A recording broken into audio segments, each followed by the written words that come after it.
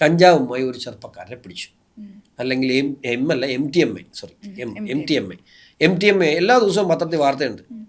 കാരിയേഴ്സിനാണ് പിടിക്കുന്നത്. ഏതെങ്കിലും ബിഗ് ഷോട്ട്സിനെ ഇതുമായിട്ട് ബന്ധപ്പെട്ട് പിടിക്കുന്ന കണ്ടിട്ടുണ്ടോ? ഏതെങ്കിലും പാവപ്പെട്ട വീട്ടിലെ പിള്ളേർ ജീവിക്കാൻ മാർഗ്ഗമില്ലാതെ കാരിയറാവും.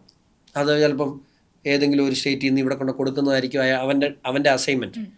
ആ പാവപ്പെട്ട ചെറുക്കൻ വർഷങ്ങൾ ജയിലിൽ പോയി കിടക്കും. ഇത് ഉൽപ്പാദിപ്പിച്ചവൻ പിടിക്കപ്പെടുന്നില്ല. അവനെ ചോദ്യം ചെയ്തത് ഉൽപ്പാദിച്ച സ്ഥലത്ത് പോയി റെയ്ഡ് ചെയ്യുന്ന എന്തെങ്കിലും കണ്ടിട്ടുണ്ടോ നിങ്ങൾ? ഇത് എവിടെ നിന്ന് കിട്ടിയവന്? ആ കിട്ടിയ ആളെ പിടിപ്പിക്കുന്നത് കണ്ടിട്ടുണ്ടോ? ഇത് ആർക്ക് കൊണ്ട് കൊടുക്കാൻ പോയെന്നു അവൻ്റെ സ്ഥലം റെയ്ഡ് ചെയ്യുന്നത് കണ്ടിട്ടുണ്ടോ? അപൂർവമാണ്. അപ്പോൾ ഇതിനകത്തൊക്കെ ഒരു വലിയ മാഫിയ പ്രവർത്തിക്കുന്നുണ്ട്. അതിനെ കൺട്രോൾ ചെയ്യാൻ സർക്കാരിന് കഴിയുന്നില്ല.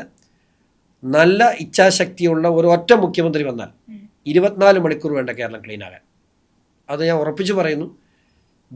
ഞാൻ BJP ഭാരവാഹി എന്നതിൽ പറയുകയാണ്, നിങ്ങൾ അധികാരത്തിലെത്തിയാൽ പിന്നെ 24 മണിക്കൂർ ഈ സാധനം കേരളത്തിൽ കാണില്ല.